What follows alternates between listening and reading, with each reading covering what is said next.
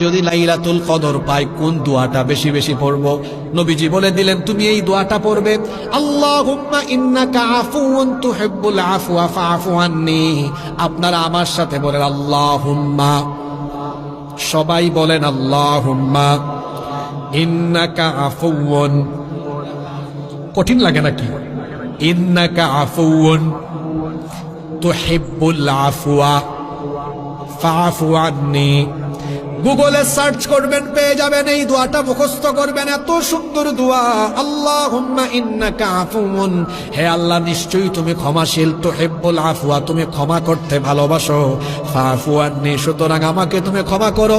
রাসূল বলেছেন লাইলাতুল কদর যদি কেউ পায় আর কদরের রাতে যদি সে দোয়া করে, তার দোয়া যিনি ফিরায়া দেন না তিনি কে?